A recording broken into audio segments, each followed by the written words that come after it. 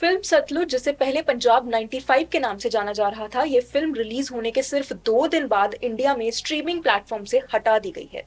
आखिर ऐसा क्यों हुआ? चलिए पूरी टाइमलाइन और फैक्ट्स के साथ इस खबर को समझते हैं। सबसे पहले हुआ क्या? फिल्म सतलुज 3 जुलाई 2026 को Z5 पर रिलीज हुई थी, लेकिन सिर्फ 2 दिन बाद 5 जुलाई को इसे Z5 इंडिया से हटा दिया गया। इस वक्त ये फिल्म इंडिया में अवेलेबल नहीं है। हालांकि इंडिया के बाहर Z5 ग्लोबल पर ये अभी भी स्ट्रीम हो रही है। अब सवाल उठता है कि फिल्म को हटाया क्यों गया। इस बारे में अब तक कोई डिटेल्ड ऑफिशियल रीजन सामने नहीं आया है। Z5 ने सिर्फ इतना कहा है कि फिल्म को करंट डेवलपमेंट्स की वजह से रिमूव किया गया है। प्लेटफॉर्म ने यह भी कहा है कि वो ड्यू प्रोसेस फॉलो कर रहे हैं और उम्मीद करते हैं कि फिल्म को दोबारा प्लेटफॉर्म पर लाया जा सके। फिलहाल किसी गवर्नमेंट बैन या लीगल ऑर्डर की कोई ऑफिशियल कंफर्मेशन नहीं है। Z5 ने अपने स्टेटमेंट में ऑडियंस को रिस्पॉन्स के लिए शुक्रिया अदा किया है। प्लेटफॉर्म ने कहा है कि वो फिल्म और उनके विजन के साथ खड़ा है और इसे एक ऑथेंटिक और मीनिंगफुल स्टोरी भी बताया।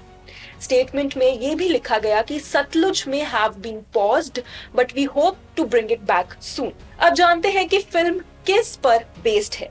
Sutlej human rights activist Jaswant Singh Khalra की जिंदगी पर आधारित एक बायोग्राफिकल ड्रामा फिल्म है। फिल्म में उनकी इन्वेस्टिगेशन दिखाई गई है, जिसमें उन्होंने पंजाब के मिलिटेंसी के दौरान हुए अलेज्ड एनफोर्स्ड डिसअपीयरेंसेस और एक्स्ट्रा जुडिशियल किलिंग्स की जांच की थी। कहानी उनके जस्टिस के लिए संघर्ष और अलेज्ड ह्यूमन राइट्स वायलेशन को सामने लाने की कोशिश पर केंद्रित है। जसवंत सिंह खालड़ा पहले एक बैंक मैनेजर थे, बाद में ह्यूमन राइट एक्टिविस्ट बने।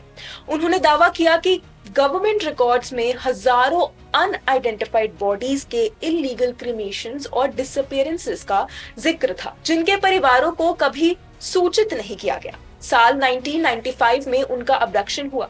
बाद में सीबीआई इन्वेस्टिगेशन ने पंजाब पुलिस के कुछ ऑफिशियल्स को उनकी किडनैपिंग और मर्डर से जोड़ा। साल 2007 में इस मामले में 4 पुलिस ऑफिशियल्स को लाइफ इम्प्रिजनमेंट की सजा सुनाई गई।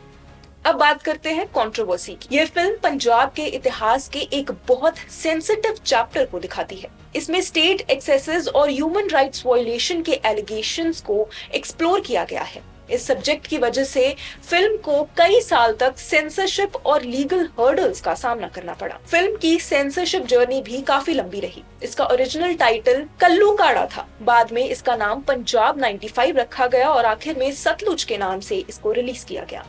फिल्म को सर्टिफिकेट के लिए CBFC के साथ लंबी प्रक्रिया से गुजरना पड़ा। रिपोर्ट्स के मुताबिक CBFC ने 127 कट्स मांगे थे, जो काफी ज्यादा माने गए। फिल्म मेकर्स ने सर्टिफिकेशन प्रोसेस को बॉम्बे हाई कोर्ट में चैलेंज किया था, लेकिन बाद में केस वापस ले लिया गया।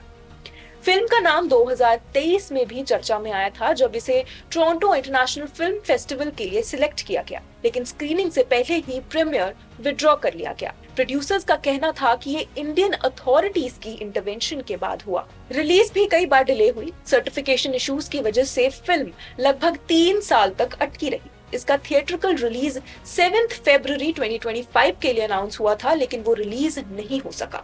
आखिरकार फिल्म 3 जुलाई 2026 को सीधे Z5 पर रिलीज हुई।